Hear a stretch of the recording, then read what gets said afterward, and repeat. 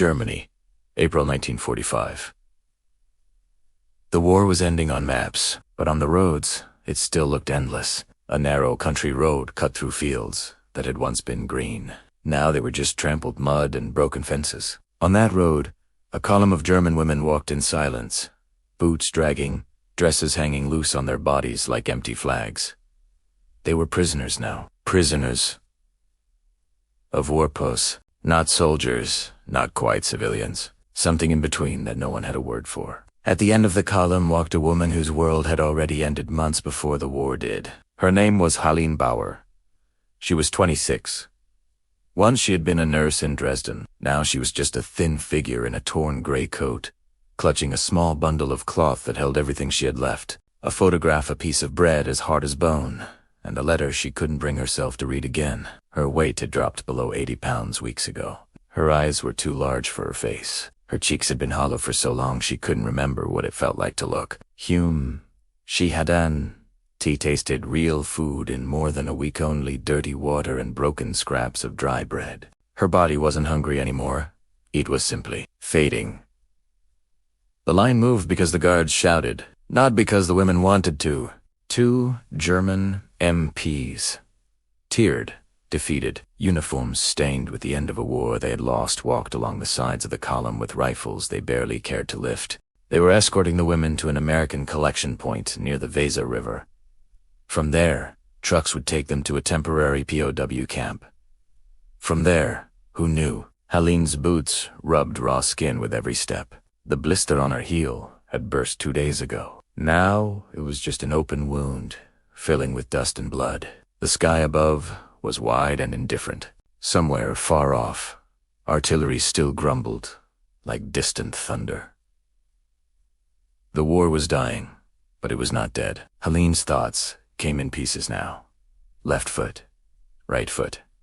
Don't fall. If you fall, they'll leave you. If they leave you, you'll die. She wasn't sure if that was true, but she believed it, and belief had become her only fuel. Her tongue felt like sand. Her stomach didn't even bother to growl anymore. It had moved past hunger to a dull, permanent achoo. The woman walking beside her. LaSalle whispered, "Just a little farther, then maybe they'll give us soup." Soup, Helene thought. The word felt like something from a dream. Ahead, the column rounded a bend. That's when they heard it.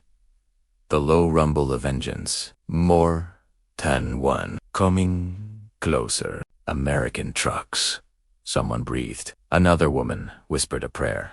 Someone else cursed under her breath. Not at the trucks, but at fate. The column slowed automatically. The German guards gestured for them to keep moving, but even their hearts weren't in it. Dust appeared first, curling up from the road like a ghost. Then the shapes of the vehicles came into view, olive drab jeeps, a Dusanda-half truck, a small convoy moving in their direction. On the lead jeep, Staff Sergeant Jack Turner squinted through the windshield. He was 30 years old, from Youngstown, Ohio. Before the war, he'd worked in a steel mill. Hands blackened every day by coal, dust, and iron. Now his hands were stained with something he didn't have a name for. He had landed in Normandy, pushed through France, survived the Bulge, crossed the Rhine. He had seen towns burned to the foundations. He had seen bodies in ditches, on roads, in uniforms of every color. He had seen posts before, but never like this. As the convoy slowed to pass the women's column, Jack's eyes landed on Helene. She didn't see him at first. Her gaze was fixed on the ground, watching her boots, making sure they kept moving, because stopping meant thinking, and thinking meant remembering. Then her foot caught on a rock, just a small one. Insignificant. But when your strength is measured in crumbs, even a stone can feel like a mountain. Her ankle twisted. Her knee buckled. The world tilted. She reached for Lesel's arm, fingers closing on air. The last thing she saw was the white edge of the road and the dark shape of a jeep rolling toward her. Then everything went black. From Jack's point of view, it happened in slow motion. One moment, the gaunt woman was walking. The next, she dropped no cry. No sound, just folded. The column closed around her automatically, like a wound trying to hide itself. Jack swore under his breath. "Stop the jeep!" he snapped. The young driver glanced at him. "Sergeant, orders are to," I said. "Stop the damn jeep, driver." The jeep squealed to a halt. The truck behind them honked once in irritation, then braked too. Jack hopped out before the vehicle fully stopped, boots hitting the road, dust puffing up around him. On the roadside, one of the German guards was already barking at the women. "Get up, aufstehen. Los." His voice had more fear than authority in it. He didn't want trouble. He wanted this delivery over with. But Helene didn't move. Lisel knelt beside her, near panic. "She's not moving, Helene. Stand up, please." Please, the guard raised his boot, as if the same brutality that had kept columns moving for years would magically give this broken woman strength. Jack reached them in 4 strides. "Hey," he snapped, English sharp as a slap. "Don't you touch her." The German guard froze, boot hovering midair. He looked up at the American sergeant, hand tightening on his rifle. "She must walk," he protested in rough English. "We have orders to bring them. All. No stops." Jack stared at the woman on the ground. He didn't see an enemy. He saw her ankle at a wrong angle. He saw her ribs pushing against her dress. He saw a small hand still clutching a bundle of cloth like it was a lifeline. And he saw something else.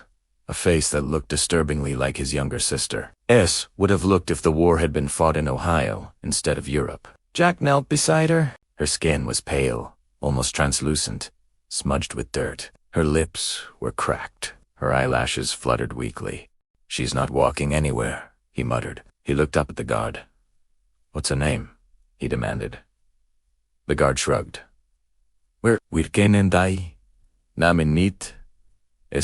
We don't know their names." Jack felt something hot rise in his chest. Of course you don't, he thought. Why would you? Names make people real. He slipped a hand under Helene's shoulder. Her body felt too light. Not light like a child. Light like a bundle of twigs about to snap. Her eyes opened just a crack. For a moment, she saw war. But not the war she knew. Not boots with nails, coats with eagle insignias, shouting in German. Instead, she saw an unfamiliar uniform, a different flag on the shoulder, a face with dark stubble and tired eyes, looking at her with concern. That couldn't be right. She must be hallucinating. Her lips moved.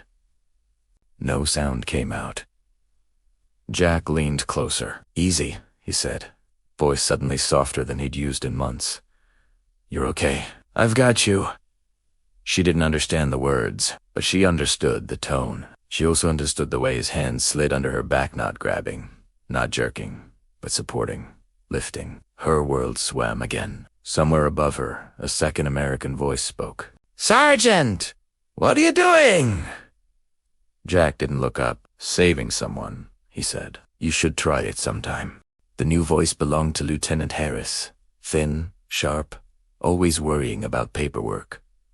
"Turner, we don't have time. We have orders to reach the collection point by Sir." Jack cut in, still focused on Helene. "If we keep marching her, she's not going to reach anywhere, except a ditch." Harris hesitated. He glanced at the column of women, dozens of exhausted faces watching. Some with fear, some with a flicker of something else. Curiosity, hope. He glanced at the German guards, who clearly wanted nothing except to avoid responsibility. He glanced at the trucks that needed to move. "Fine," Harris said finally. More to the schedule than to Jack. "Throw her in the back of the jeep, but you're responsible for her." "Sergeant, I'm not filling out a report if she dies in our vehicle." "Understood, sir," Jack said. He didn't say. "She's already dying." Ahust acted as he slid his arms fully under Helene. Her head rolled toward his chest. Instinct made her fingers clutch at his jacket. Her hand brushed something. A patch of cloth, rough and foreign. A different flag. Her brain screamed. Enemy. Her body whispered. Warmth. He carried her like she weighed nothing at all. The other women watched, stunned. For years, they had been told the Americans would be monsters. Cruel. Vicious. That surrendering meant humiliation, not help. Now one of those monsters was gently placing one of their own into a jeep, like a fragile package. Lisel stepped forward. "Bit," she whispered. She is my friend. Helene. Nurse. Good person. Jack didn't understand every word, but he caught Helene. A name. He grabbed it like an anchor. "Helene," he repeated, looking down at her, as if testing whether the name fit her face. "All right, Helene. You're riding with us." He turned to Lisel.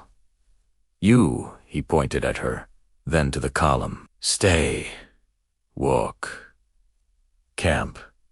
He mimed a tent, hoping she would understand. Lisel nodded reluctantly, tears in her eyes. "Tonka," she whispered. Jack climbed into the jeep, positioning Helene sideways on the seat, her back against his chest so she wouldn't roll. He wrapped one arm around her to steady her as the jeep started up again. The convoy moved. The column moved. The war moved on. But for Helene Bauer, everything had shifted. The ride to the collection point took less than an hour. To Helene, it felt like drifting in and out of a storm. She woke briefly when they hit a bump. Her head thumped gently against Jack's chest. She smelled something on him. Not gunpowder, not sweat, not smoke. It was faint, but it was there. Coffee. Soap. A world that still had hot water and kitchens. She forced her eyes open. The sky above was a patchwork of clouds. The edges of her vision blurred in gray. She looked up and saw the side of Jack's face. He looked down at her. "You still with me?"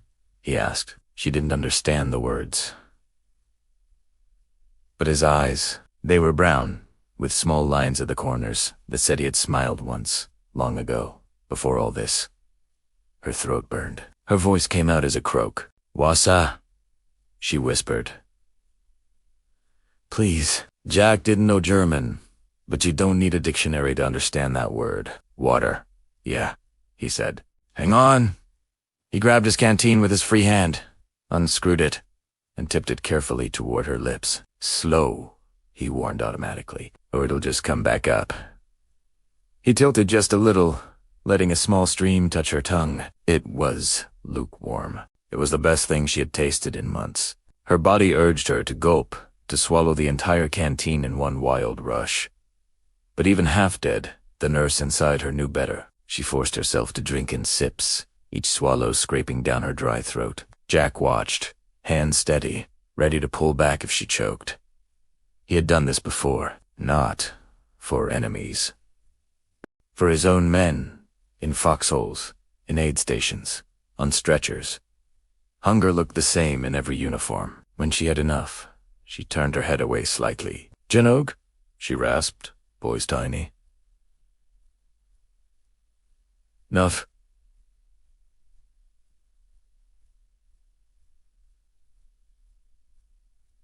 "Enough."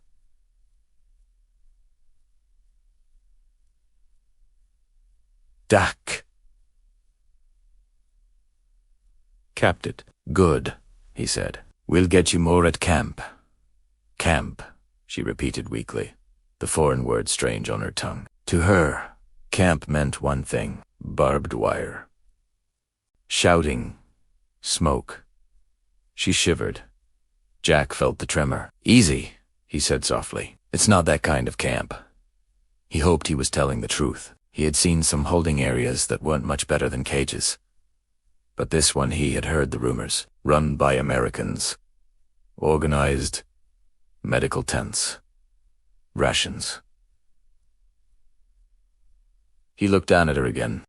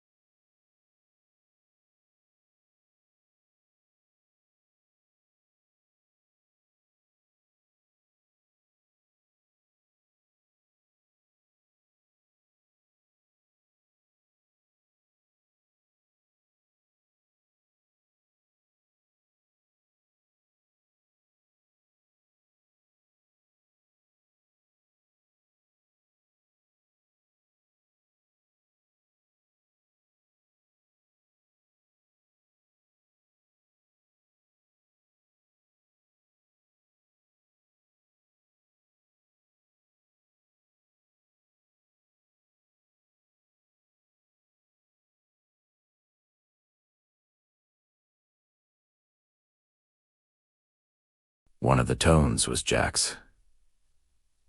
"Is she gonna make it?" he asked quietly. Ortiz shrugged. "Depends," he said, "on what you mean by make it. She's severely malnourished. We give her too much food too fast. She could go into shock. Too little, she might not bounce back. It's a tightrope." Jack's jaw tightened again. "Do what you can," he said. Ortiz gave him a look. "That's all I've been doing since Normandy." "Sarge," he said, "I'll add her to the list. Bring her in." Jack lifted Helene again. She made a small sound, half pain, half reflexive protest. "I know," he murmured. "Hang on. Almost done." He lay her down on the stretcher. The canvas felt rough under her back, but it was horizontal. Still, a surface that did not move. The medic leaned over her, checking her pulse, pressing fingers lightly against her throat. "Rapid," he muttered, "but it's there." "Goody!" He peeled back her torn stocking to look at the ankle. The flesh was swollen, purple, the skin stretched shiny and tight. "Sprain at least," Ortiz said. "Maybe worse. We'll splint it." Helene stared up at the canvas ceiling of the tent. Voices moved around her, English, like Kurin. She caught no words, just tones, but his feet didn't move. He looked back at her. On reflex, his hand went into his jacket pocket. His fingers closed around something small and familiar. A Karashen biscuitard, dense, dry. The kind of thing soldiers complained about. He had been saving it for a long, hungry march. He pulled it out, looked at it, hesitated. The medic saw. "Careful," Ortiz warned. "She gulps that whole thing down. She's gonna be in agony."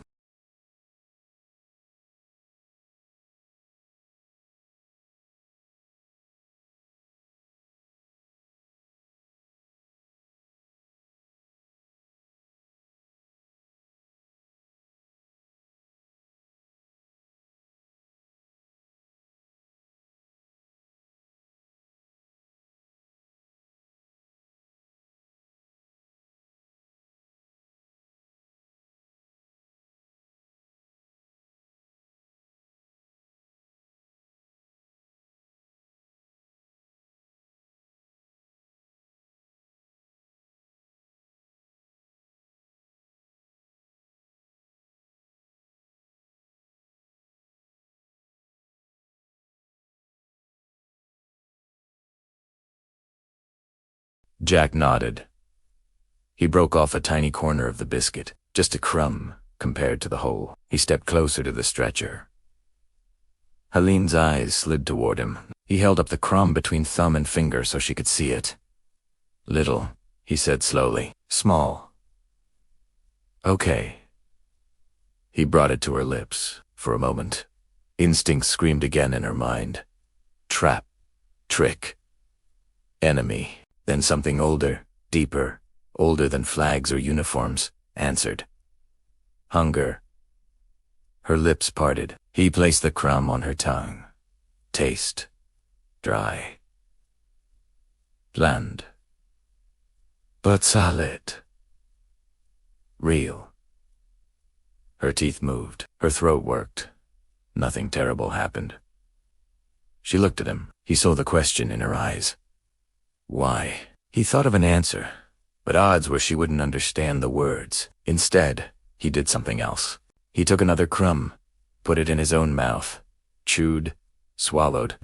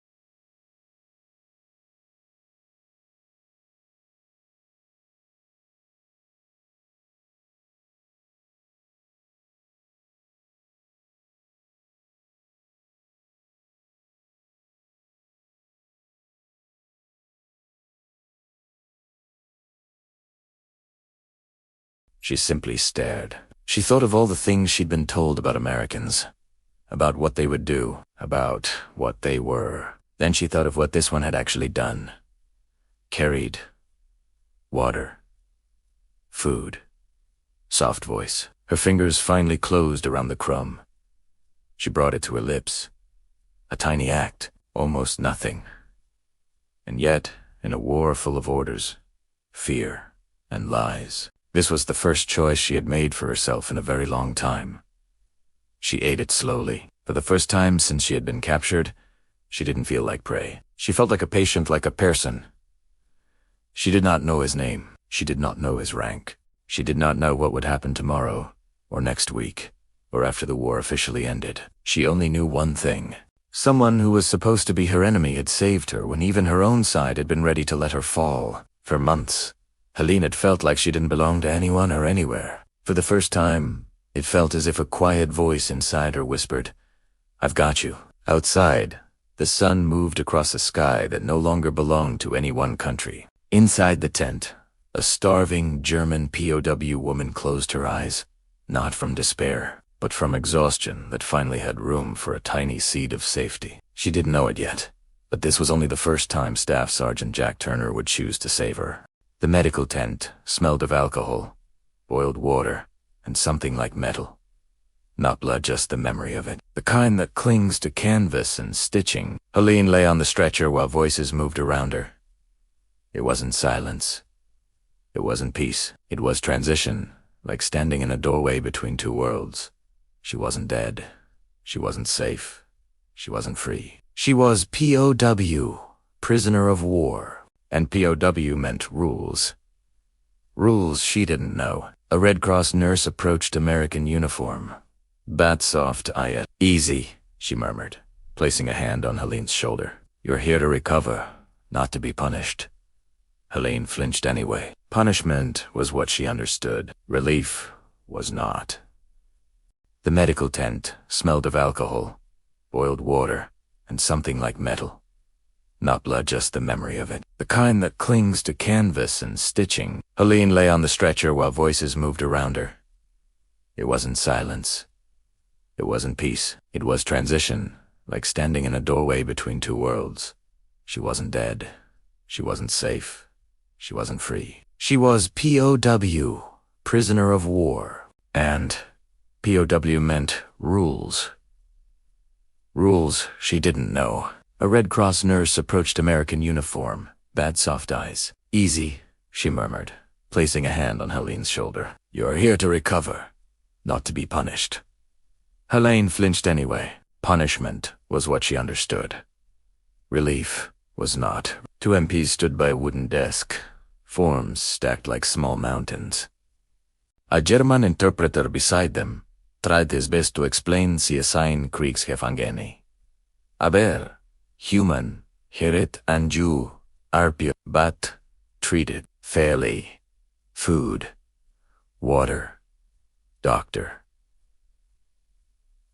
The words sounded unreal, like phrases from a book she had once studied in a classroom that no longer existed. A soldier held up a clipboard, reading names like inventory, age, skills, occupation, next of kin, medical needs. When the soldier reached Helene, the interpreter spoke. Name. Her lips trembled. "Bauer. Helene. Bauer." Occupation. Nurse. She whispered. "Krankenpflegerin," the interpreter translated. The medic who had splinted her ankle looked up sharply. "No. Real training or field?" "Hospital," she rasped. "Dresden. Before the sky burned. Before her family ended. Before every window became a mouthful of fire." Jack Turner overheard. It clicked into place. She wasn't just starving. She had been someone. A metal tray clattered behind her, just a stainless pan slipping from someone's hands. But to Helene, it sounded like artillery. Her body reacted before thought. Hands to her ears. Back against the wall, shaking. She whispered to no one. Two ghosts. "Not again. Please, not again." A medic approached quickly. Hey, it's alright.com. But she didn't hear comfort. She heard, "Come on. I didn't mean to. I didn't mean to drop anything. Please no punishment. Please." The medic froze. Jack stepped forward instantly. "No one's punishing you," Jack said, voice low, controlled. "Not here. Not anymore." Helene didn't believe him. Belief was a luxury. Survival wasn't tea. She backed toward the edge of the cot, foot catching a metal cup. It fell. It shattered. The room went still. She stared at the fragments like they were evidence against her. Her voice cracked. "Now there is punishment."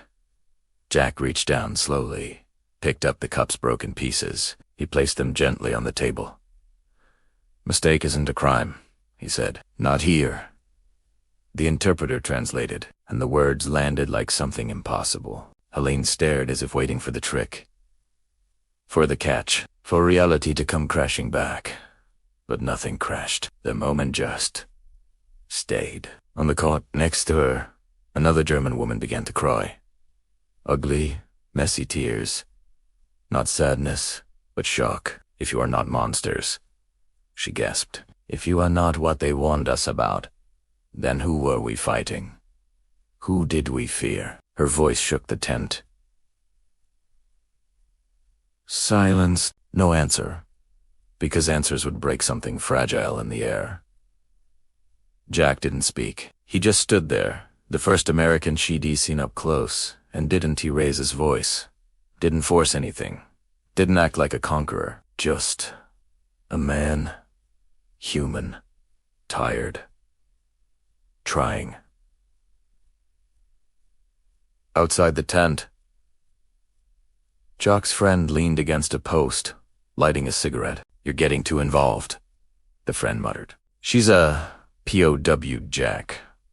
Not your responsibility." Jack didn't look away from Helene. "My brother died in France," he said. "She didn't kill him. Hunger did. War did. Orders did." His friend hesitated. "You saving one German nurse isn't going to fix the world." Jack's jaw tightened. "No," he said, "but it fixes hers." Later, the nurses brought a bowl of broth, thin but warm, steam curling upward like hope. Helene stared at it. Jack noticed. "No one's taking it away from you," he said quietly. She whispered back, broken voice trembling. "I don't know how to accept kindness anymore. I don't know how to stop giving it," he replied. A pause. She ate. Tiny sip. Pause. Sip. Breathe. His hand rested on the cot frame near, not touching. Permission. Not possession. But the seed of the future line, the line that would one day change everything, was silently planted in the space between them. Helene looked at Jack. Not with trust. Not yet. But with a question. "Why me?" Jack didn't answer with words. He just held her gaze, and in that look was something she hadn't felt in months. Recognition. Not prisoner. Not enemy. Not burden. A person. And something inside her, something she thought had died on a road of mud and hunger, whispered, "Maybe I belong again." Cut to black. Night fell slowly over the POW camp, not like a curtain dropping, but like a bruise spreading across the sky. The last light faded from the fields, and the tents and barracks turned into dark shapes against a deepening blue. Somewhere, a generator hummed. A dog barked. Boots crunched on gravel. Inside the medical tent, the lanterns glowed yellow. Helene lay on the stretcher, eyes half open, caught between sleep and the kind of wakefulness that comes from fear, not rest. Her ankle throbbed beneath the improvised splint. Her stomach ached not only from hunger now, but from the unfamiliar feeling of having something in it again. The broth, the crumbs. Everybody didn't know whether to be grateful or suspicious. Outside, someone laughed. The sound was sharp. For a heartbeat, it sounded like a shout. Helene flinched. Her hand shot toward the edge of the stretcher, fingers curling around the canvas. Her breathing sped up, chest rising fast. Artillery. Her mind whispered, "Raid, they're coming." But there was no searchlight, no siren, no thunder of planes. Just a few soldiers, talking too loudly near the mess tent. Men who weren't afraid of the dark anymore. She closed her eyes and inhaled. The air still smelled like alcohol, soap, canvas, and distant smoke.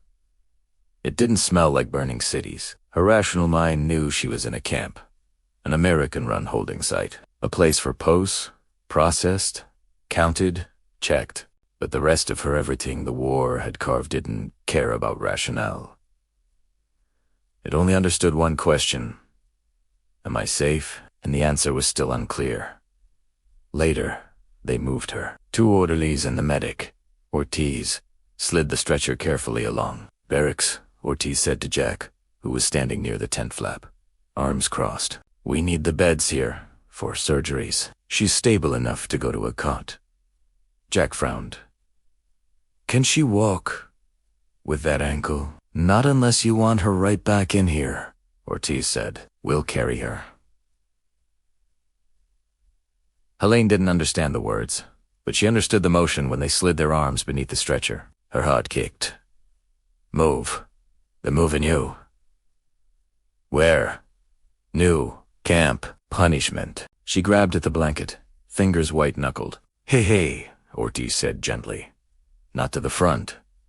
To a bed. Understand?" "Bed?" He mimed a pillow with his hands, resting his head sideways against them. She stared, confused. Pillow, bed, rest.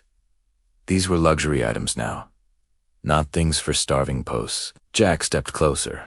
"Helene," he said, using her name like a rope thrown across water. "You're not going backwards. You're going to a place to sleep. Barracks. Other women. You're not alone." She caught only a few words. Sleep. Women. Alone. But the tone in it wasn't the tone of a guard, or an interrogator, or a man about to give an order he didn't care about. It was the tone of someone trying. She swallowed and gave the slightest nod. They lifted, the world swayed. Canvas ceiling vanished above, replaced by stars. Actual stars, tiny points of light that had still been there when cities burned, when bombs fell, when screams tore through the night so Hustad and T been able to see them. Now, for a brief second, she did. Her eyes filled, not because the stars were beautiful, because they were indifferent. The stretcher carried her past rows of tents, past stacks of crates marked U.S. Army, past men in uniforms moving with practiced purpose. Helene's gaze flicked from face to face. None of them looked at her with hatred. Some didn't look at her at all. She was just another body being moved. In a strange way, that anonymity hurt more than cruelty would have. She had been a nurse once, a person with a name, a job, a life. Now she was something between a number and a shadow. They reached a long wooden barrack. A guard opened the door. The hinges squeaked. Inside, rows of bunks stretched along both walls. Some already held women wrapped in blankets, silhouettes against the dim light of a single bulb. Voices murmured in German, tired, anxious, resigned. The stretcher stopped near an empty bunk. Ortiz looked at Jack. "You staying?" he asked. Jack hesitated. He was supposed to go back to the command tent, meet with Harris, help with the paperwork for the new POW intake. But his eyes went to Helene. Her fingers were still crooked around the blanket as if it were the only thing anchoring her here. "Yeah," Jack said. For a minute, they eased the stretcher down beside the bunk, then carefully slid Helene from canvas to thin mattress. She bit back a sound. Every muscle in her protested, not from pain alone, but from exhaustion. Her body didn't believe this soft surface was real.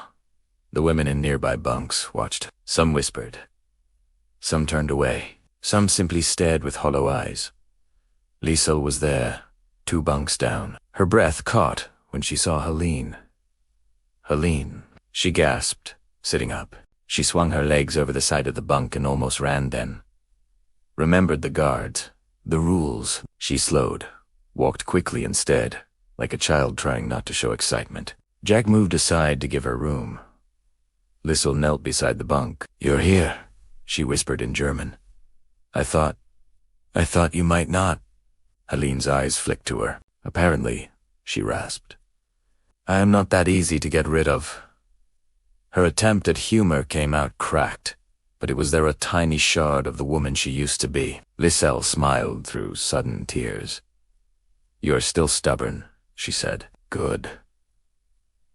Jack watched the exchange. He didn't understand the words, but he recognized the look. He had seen it between his men and the medics, between brothers on hospital cots, between survivors who had thought they would die in the same ditch. Connection. He turned to go. His job here was done. "For now, Sergeant," Otis said, "you're really going to play guardian angel for just this one Jack Sruget?" "Somebody has to," he said. That night, the barracks settled into something like sleep. Women lay on their bunks, some with eyes open, staring at the ceiling. Others turned toward the wall, arms wrapped around themselves like their own bodies were their last barrier. Helene lay on her back. The mattress was thin, but compared to concrete floors and cold ground, it felt like a cloud. Her ankle pulsed in time with her heartbeat, but the pain was distant now, wrapped in bandages and something even stranger. Kershi closed her eyes. At first, all she saw was the road, the endless line of boots, the dust, the moment her foot caught and the world rolled sideways. Then, as sleep crept in, the images shifted. Dresden. Her hospital. White sheets, bottles of medicine lined up in tidy rows. Then, fire. Windows blooming orange. People running through halls that used to echo with footsteps, not screams. She tossed once, fingers clenching the blanket. In her dream, someone grabbed her arm. Not a patient, not a doctor, a shadow with no face, just hands, pulling her toward a door that led to nowhere. She tried to pull away. "You're ours," the faceless shadow hissed. "You belong to the Reich, to the war, to death." She couldn't speak, couldn't breathe. Then another voice cut in low, steady, very far away, but so clear it sliced through the nightmare like a knife. "You're okay. I've got you." Her eyes snapped open. The barrack ceiling hovered above, rough planks dimly lit by the low-watt bulb. Her breath came in sharp bursts. Sweat clung to her skin. Her throat hurt. Across the aisle, someone snored softly. Another woman murmured in her sleep. No voices. No fire. No sirens. Just breathing. Her own. Theirs. She swallowed and turned her head slightly. Through the small window near the door, she saw a shape standing outside in the dark. A man's silhouette. Shoulders, cap, rifle slung casually. Des gardes. For a heartbeat, she tensed. Same pattern. Uniform. Weapon. Prisoners. Nothing had changed. Then the guard shifted, and the light from the small lamp near the gate fell across his face. It wasn't the same face as the afternoon, but it made her think of his. "The American sergeant. Jack. You're okay." His voice echoed in her memory. "I've got you." No one had said that to her in years. Not as a promise. Not as a quiet fact. Her eyes drifted closed again. This time, she fell asleep, not into the blackness of collapse, but into something closer to real rest. It wasn't perfect. The nightmares would be back. But a new layer had been added over the fear. A single image. A soldier kneeling in the road, not to threaten, but to carry. Morning came not with gentle sunshine, but with orders. The door clanged open. "Aufstehen!" A guard called, this time with a German accent that made the word half command, half routine. Roll call, then breakfast. Breakfast. The word rippled through the barrack like a shock. Some women sat up too fast, heads spinning. Others moved cautiously. Helene pushed herself up on her elbows. Her ankle protested. She bit her lip. Lissel was already beside her. "I'll help you," she said. Together, with Lissel's arm around her waist, Helene managed to swing her legs down. The moment her foot touched the floor, pain flared hot and sharp. Her vision dimmed. Lissel tightened her hold. "Slow," she whispered. "One thing at a time." They shuffled toward the door as the line formed. Outside, the air was cold, damp from last night's dew. The women gathered in loose rows while an American sergeant with a clipboard and a German interpreter did the count. "Bauer, Helene." The interpreter called. She raised her hand slightly. Jack stood near the back of the group of American personnel, watching. He wasn't supposed to be here, technically. Roll Kawasan T. His assignment. But he was here. Helene's eyes met his for a fraction of a second. It felt like someone had thrown a thin rope between them again. Not a chain, not a leash, just a line. Breakfast was served from large metal containers near the mess tent. It wasn't much than porridge, a small piece of bread, black coffee for some, barley brew for others. To someone who hadn't eaten properly in weeks, it might as well have been a feast. The women approached one by one. They were handed a dented metal cup and a bowl. Next. "Move it along," the kitchen corporal said, not unkindly, just tired. When it was Helene's turn, Lissel helped balance her. The cook ladled porridge into her bowl. Steam rose, carrying a ghost of warmth. Her fingers trembled around the metal. She was so focused on not dropping the bowl that she didn't see the rock near her good foot. Her heel nudged it. The world jolted. The bowl wobbled. She managed to keep it, but the cup light, empty, badly grip-slipped. It hit the packed earth. The sound was small, just a thin, ringing clink. It rolled twice and came to a stop near a soldier's boot. Helene's heart stopped. For her, the sound wasn't just metal on dirt. It was years of conditioning. Things dropped, mistakes, made them voices raised. Pain followed. She froze, staring at the cup like it was a bomb she had just armed. Around her, the line faltered. Other women took half steps back, shoulders tightening. They had seen punishments for less. Her voice came out a whisper, cracking under its own weight. Jets. Strafe. Now? Punishment. The American corporal frowned, confused. "Hey, lady, it's just a cup." But the fear in her eyes made his joke die in his throat. Jack stepped forward from the edge of the crowd, drawn by the sudden stillness. He saw the cup. He saw her face. Understood not the whole history behind it, but enough. He walked over, knelt, and picked up the cup. No anger, no sigh, no theatrics. Jessa picked it up. He dusted it with his thumb, then held it out to her. "Here," he said simply. She stared at it. Then at him. Then at it again. Her hand shook as she reached out. Jack didn't pull it away, didn't lecture, didn't roll his eyes. He waited. Her fingers closed around the metal. It was light, harmless. Her voice was barely audible. "No punishment?" she asked in flawed English. Jack tilted his head. "Not for gravity," he said, "and not for being human." The interpreter nearby, catching the meaning, if not every word, translated quietly. Somewhere in the line, someone let out a breath they didn't know they'd been holding. A tension they had all carried into this new camp like a second skin eased. Just a fraction. Helene swallowed. Something in her chest cracked, not broken. Opened. She managed a nod. "Danke," she whispered. He moved on, but the moments stayed. The women around her went quiet, the way people do when they realize someone has started to drown in front of them and they don't know how to swim either. Lissel touched her back. "Helene," but Helene couldn't answer. Words came out between gasps in broken German.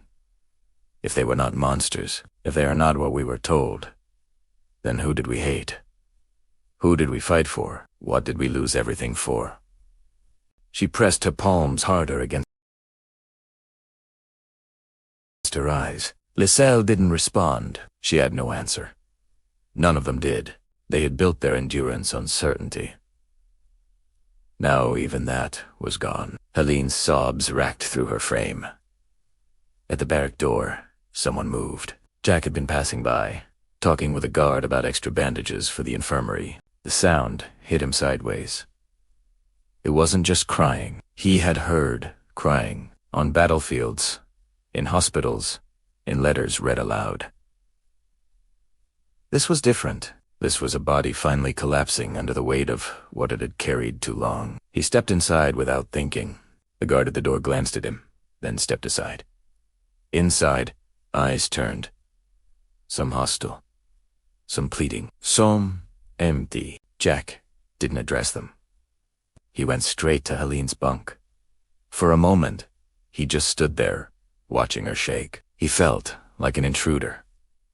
But he also knew what it looked like when someone was just barely hanging on. He lowered himself onto the edge of the bunk, carefully, leaving space. "Helene," he said quietly. She didn't respond. He didn't touch her yet. "Helene," he repeated, a little firmer. "Look at me."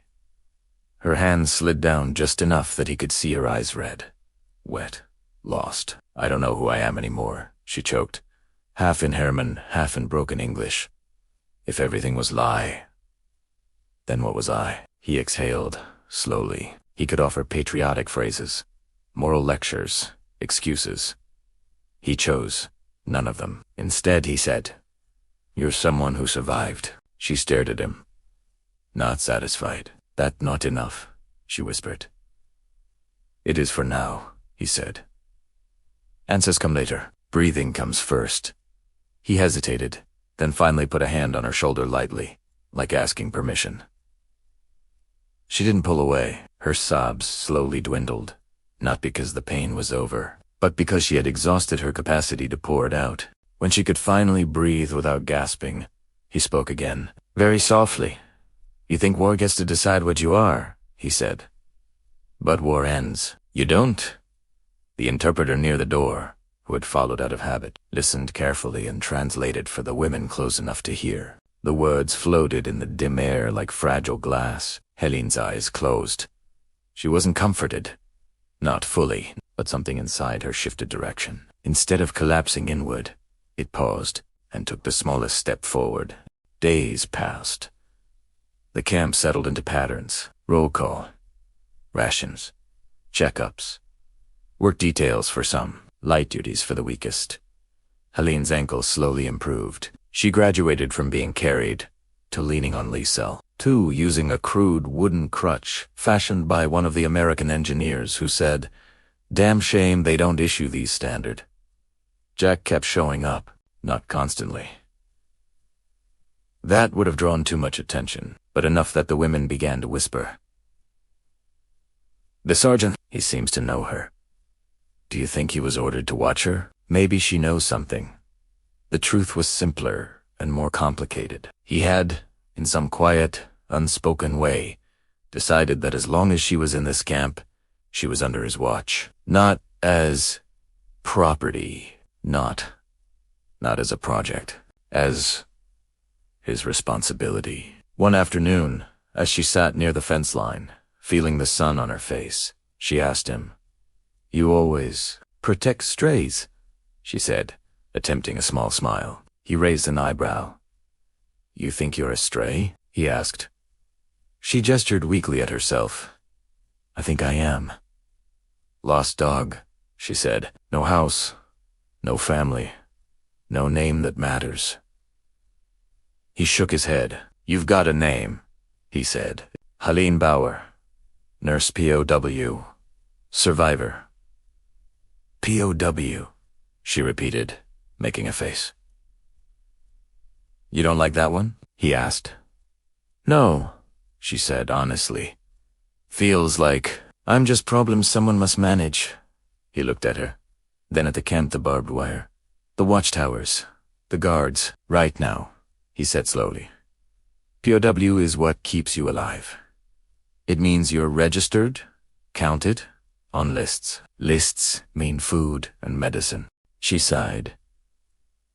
I don't want to be list, she said. I want to be someone's. The word slipped out before she could catch it. She froze, shocked by her own honesty. Jack's expression changed. Not to pity, to something else. Something heavier. Someone's, he repeated. You mean family. Belonging. Not like possession? She nodded. Cheeks hot. Yes, she whispered. Not like mine for use.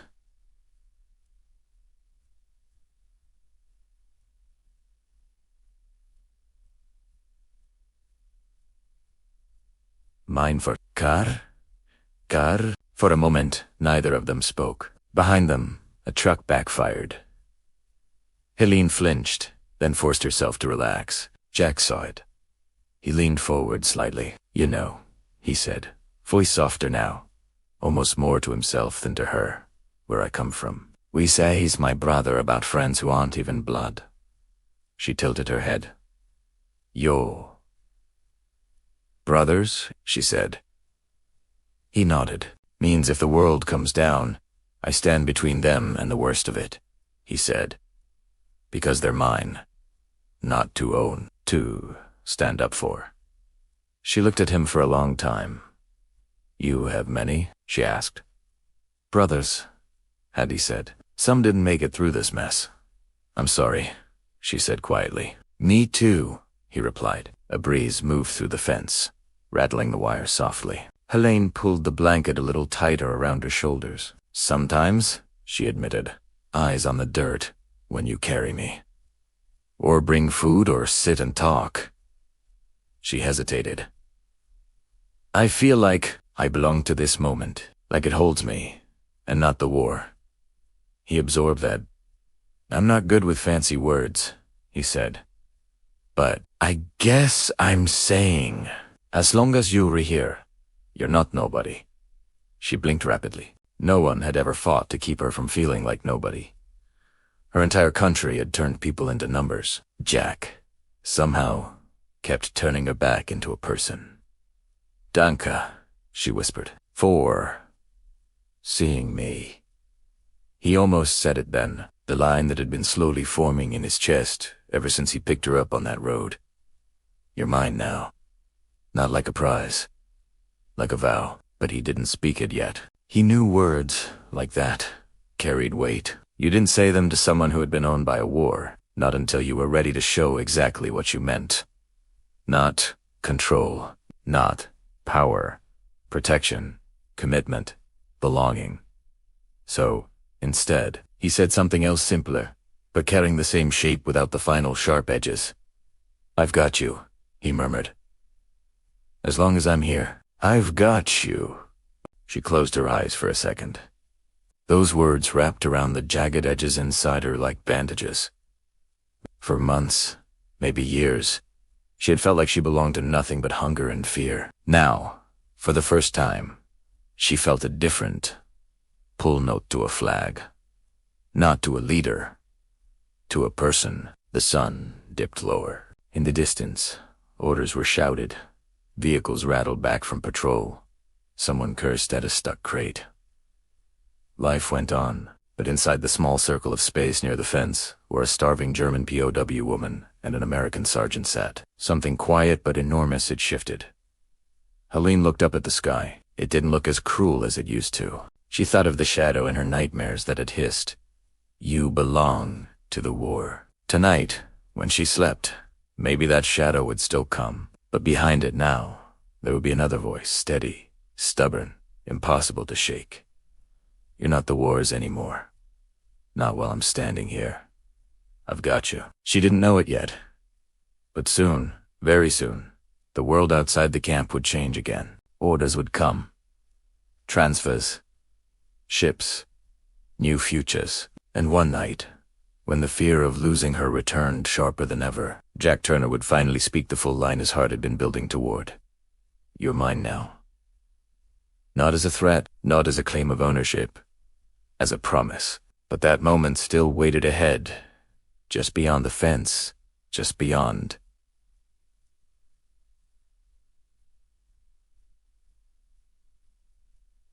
Just beyond Part C. The war did not end with a bang inside the camp. It ended on paper first. Orders. Telegrams. New flags raised in towns they couldn't see. For the women behind the wire, nothing looked different at all. The fences didn't fall. The guards didn't vanish. Hunger didn't suddenly turn into comfort. What changed first was the paperwork. One morning, a jeep rolled into camp carrying a captain with a stiff back and a folder stuffed with typed orders. Jack Turner watched from near the gate as the officers gathered in the command tent. He couldn't hear what they were saying. He didn't need to. He'd seen that body language before. Something was about to move. And in war, when things moved, people got lost. Afternoon, the rumors had started. Some of us are being transferred to another camp.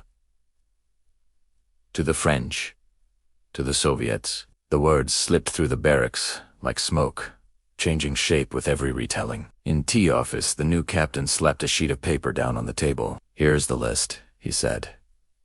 "These women go east. These stay here until further notice. Those over there are candidates for work details."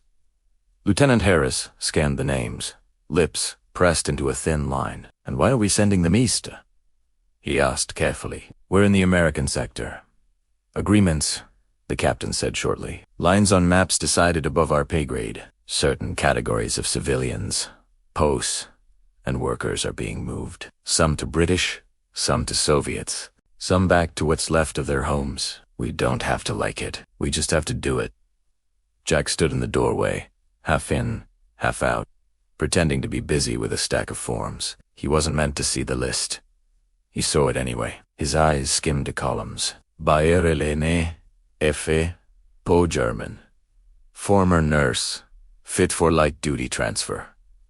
Pending. His chest went cold. "Sir," he said, stepping closer before he could stop himself. "What's pending mean?" The captain glanced at him, irritated. "It means we haven't decided yet whether she goes east or stays for medical," he said. "Why? You know this one?" Jack's jaw worked. "I carried her off the road when she collapsed," he said. "She's been under medical care since. She's recovering. Slowly." The captain shrugged. "Then she'll recover somewhere else," he said. "We're not a hotel, Sergeant. We're a processing facility." Jack's hand tightened around the papers he was holding. "With respect, sir," he said carefully. Every word chosen like he was walking through a minefield. "If she gets sent east in her condition and lands in the wrong kind of camp, recovery's over. Permanently." The captain gave him a long look. "You got 100 women out there in bad condition," he said. "What makes this one different?" Jack could have said, "Because I picked her up, because I saw her turn into a person again, not just a number, because I can't stop thinking about what happens to her when we're gone." But he knew how that would sound. "So, Said, she's a trained nurse," he replied. "We're short on hands. She can help in our own medical tent. Free up our people. It's better for everyone if she stays here." Harris glanced sidelong at him. He knew exactly what Jack was doing. The captain hesitated. Paper. Lists. Logistics. Tonnage. Numbers. That's what he saw most days. Nurses were useful. Even enemy nurses. "Is she strong enough to work?" Askid. Askid. Light duty, Jack said. "But yes, she's already been helping the other women. She knows how to talk to them. They trust her more than they trust us."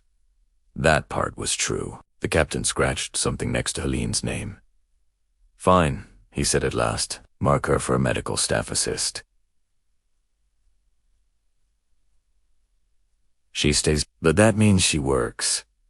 She's not here on holiday." Jack nodded once. "She won't complain," he said.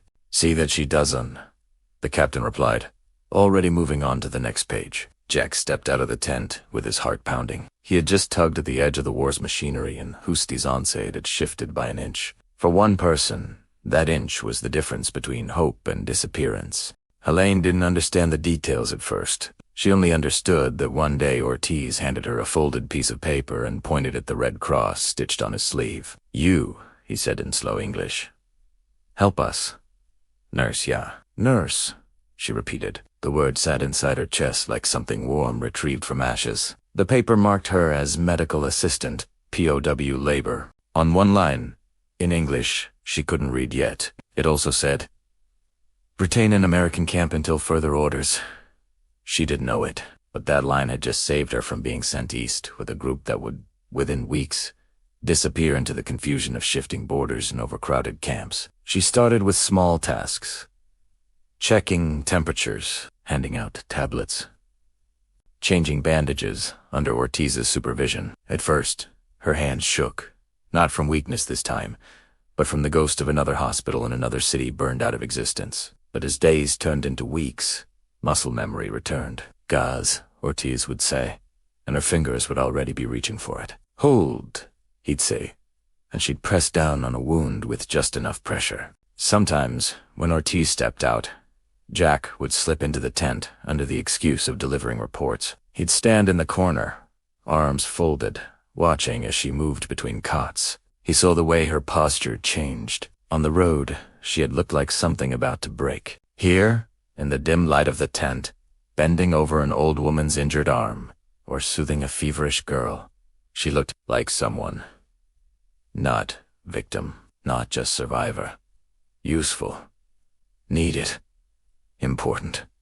Once, during a quiet moment, he said, "You're different in here."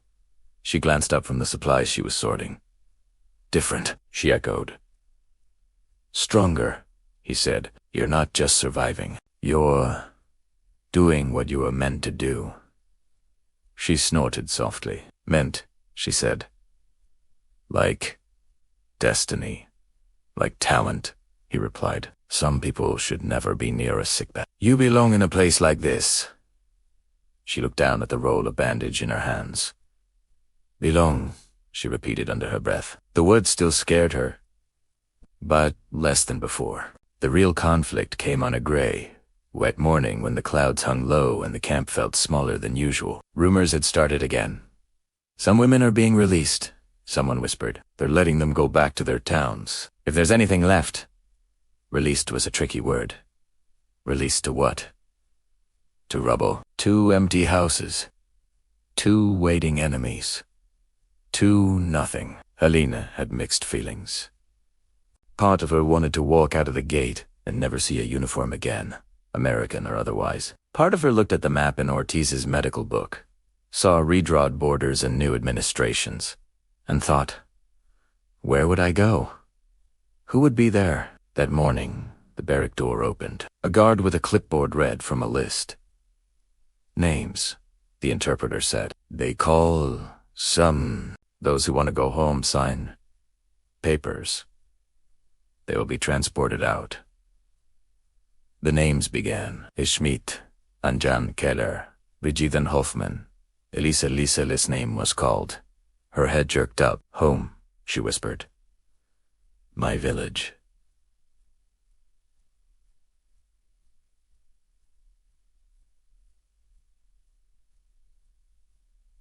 Maybe. She looked at Helene, eyes shining and wet at the same time. "If I can find even one wall still standing," she said, "I will write. I will send word. One day, you come." Helene tried to smile. "One wall?" she said. "We can rebuild a lot from that."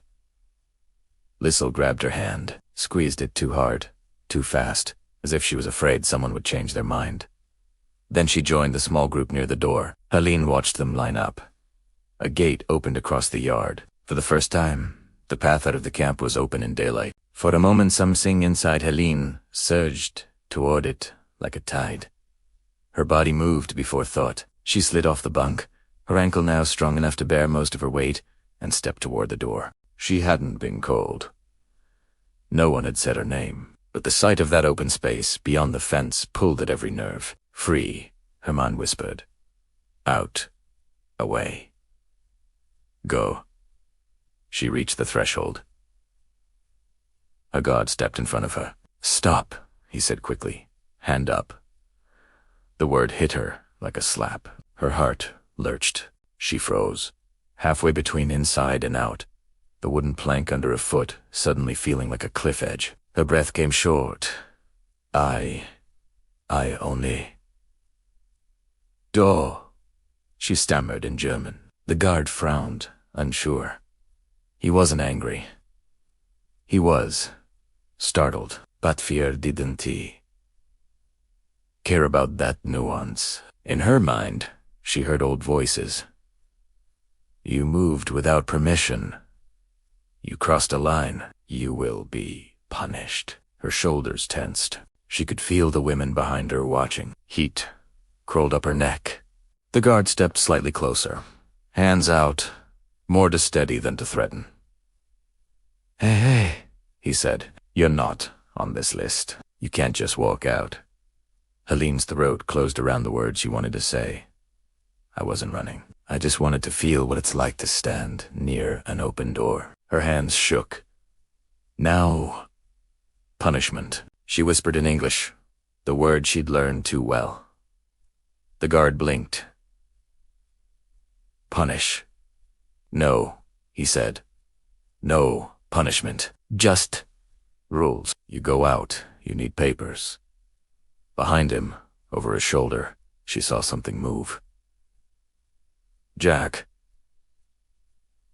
He had just exited the admin tent when he saw her standing there half out of the barrack, face pale, eyes wide. He read the scene in an instant.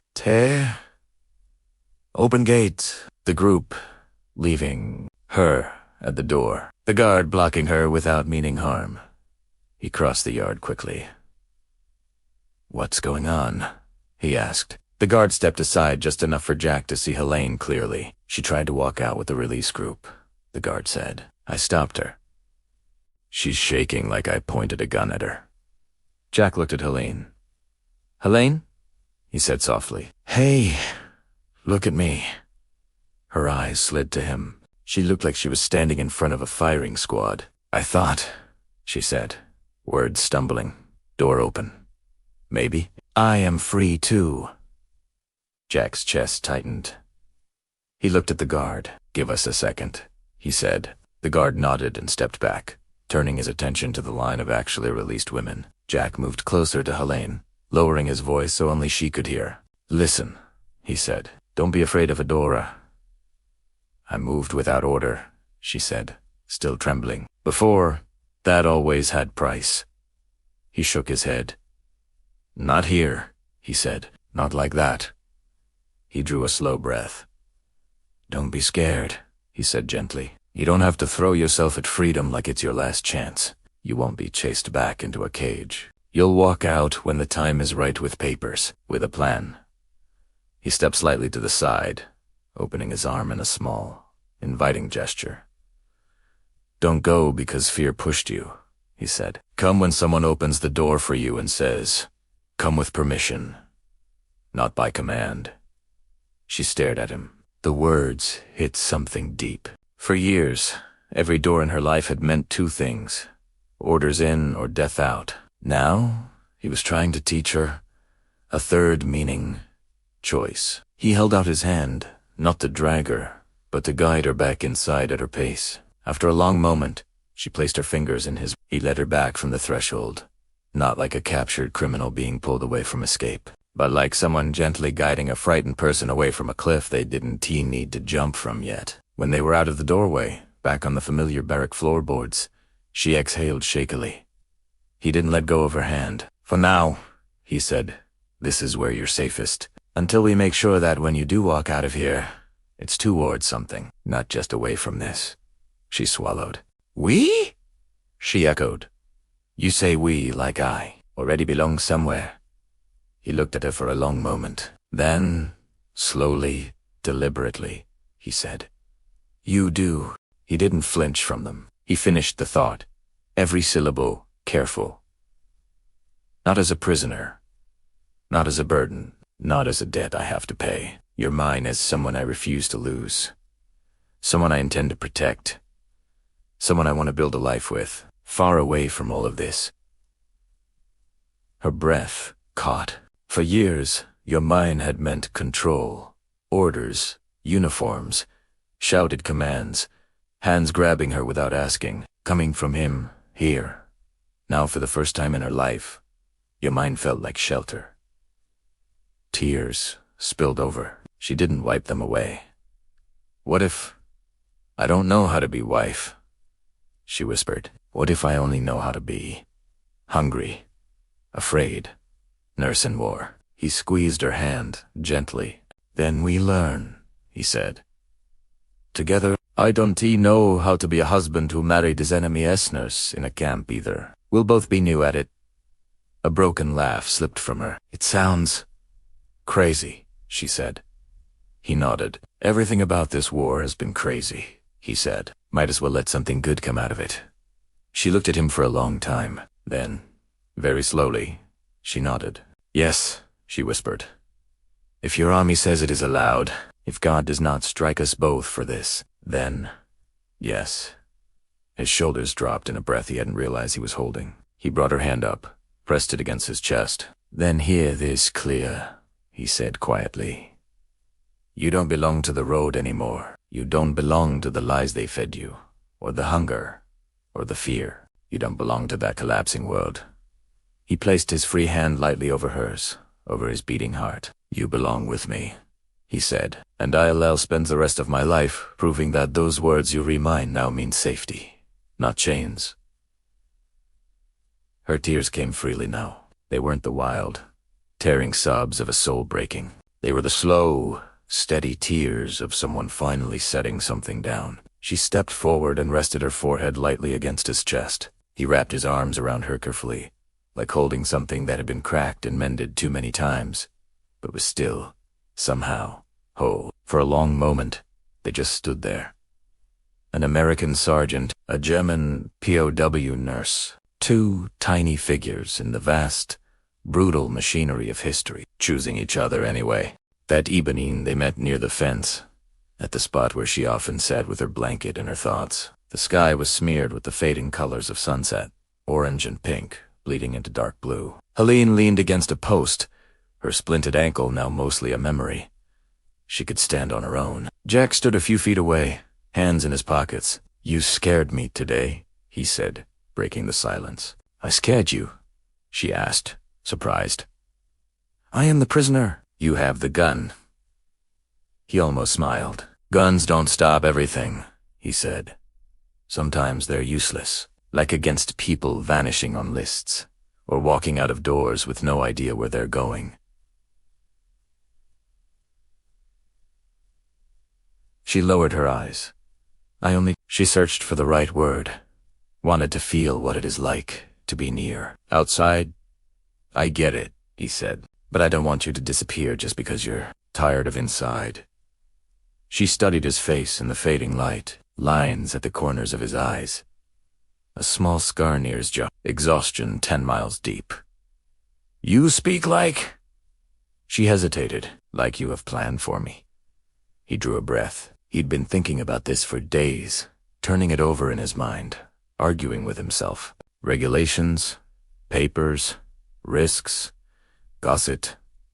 In the end, none of it carried more weight than the image of her on that road, collapsing into dust. Yes, he said finally. I do. She blinked. Plan, she repeated. He nodded. In a few months, he said, my unit ships out, back to the States, Oklahoma. Farm, wheat, dust, big sky. You remember. She nodded. He had told her stories of it, of thunderstorms rolling across flat land, of fields that went on for miles. There are rules, he went on. Regulations. But there are also ways for a soldier to say to the army, this one is mine. My responsibility, my family. Her heart skipped. Family, she whispered. We can apply, he said, for you to come as my wife. The last word hung between them like a bell. She stared at him, stunned. Wife, she echoed. You mean? Marry. He nodded once. No church with stained glass, he said. No fancy dress. Just a chaplain, some paperwork, and a line on a form that says, "This woman is with him. When he goes, she goes." Her mind raced. Marriage. To an American, a man she had met as a POW. It was unbelievable. And yet, everything about her life in the last months had already stepped past unbelievable and kept going. "Why?" she asked, voice barely more than a breath. "Why? You want this. You could go home. Forget this camp. Forget me." He looked straight at her. "Because I can't," he said simply. "Because I don't want to walk out of here and spend the rest of my life wondering if you got on some truck east and never came back. Because when I think about going home now, I see you there. Not here. There." On the porch, into fields, laughing at how big everything is. Her eyes filled. She didn't even know she could still cry this quietly. He took a half step closer. "When I picked you up on that road," he said, "I thought I was just keeping one more person from dying, but then you wouldn't stop staying in my head." He swallowed. "You sit in my thoughts like a stone in my boot," he added, half smiling. "I feel you with every step. I don't want to shake you out anymore. I want to walk with it." She laughed, once a shaky, surprised sound. "No man ever compared me to Stone and Shoe before," she said. "Yeah, I'm not good with romantic talk," he admitted, "but I mean it." The laughter dissolved into quiet. "What if," she began, then stopped. "What if what?" he asked. "What if I say yes now, and later you think she was just scared, just hungry, just grateful? Not really, choosing me." He shook his head. "I'm asking, knowing exactly where we are," he said. "Camp. War barely over. Your life still in pieces. I get it. But I also know this. Every time something bad happens, my first thought is, where is she? Is she okay? That's not going away when the uniforms come off." He took another step closer. "They were a breath away now. And when I look at you," he added quietly, "I don't see German. I don't see POW. I see the woman who sat on that crate and told me the truth, even when it hurt. The woman who still comforts others when she can barely stand. The woman who said she wanted to belong to someone not as property, but as home." His voice dropped even lower. "You said that, Helene. I want to be someone's. I heard you." Her lips parted.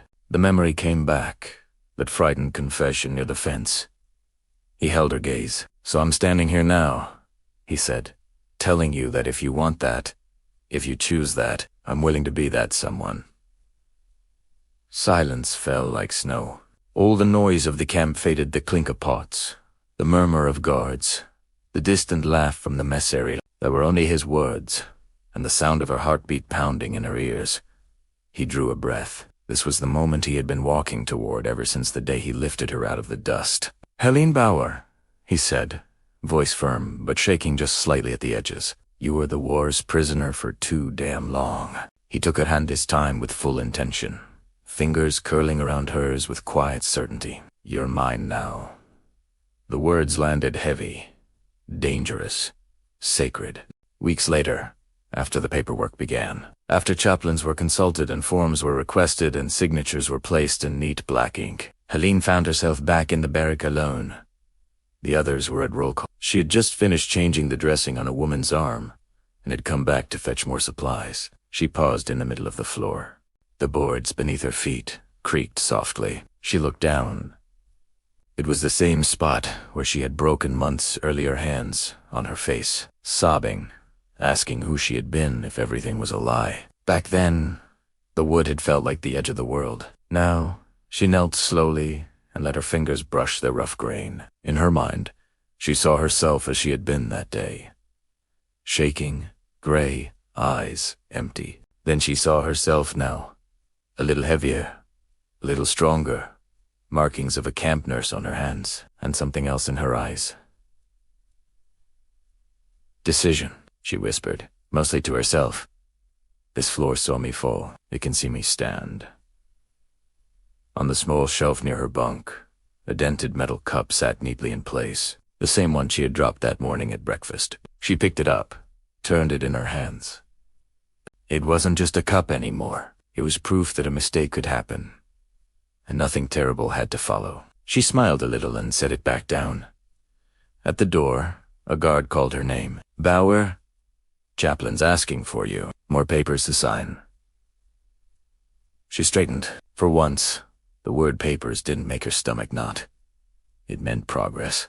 It meant a new name waiting on the other side of signatures. It meant a farm under a big sky and a man who had looked at her in the ashes of a broken world and said, "You're mine now," and actually meant, "You are not alone anymore." She stepped toward the door. This time, when she reached the threshold, she didn't freeze. She didn't flinch. She rested her hand briefly on the frame, the same wood she had touched in fear days before, and whispered, in German, not by command, by choice.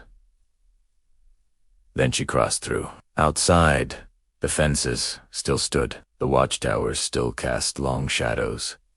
The camp was still a camp, but for Helene, the door wasn't just an exit anymore.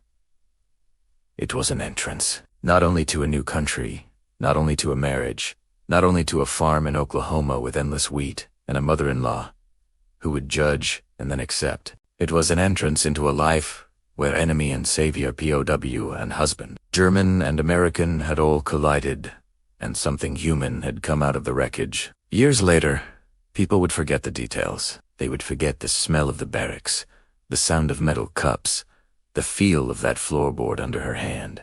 But one line would remain, passed softly through their children and grandchildren like a family secret. He found her starving in a war and said, "You're mine now." And for the first time in her life, those words meant she was safe.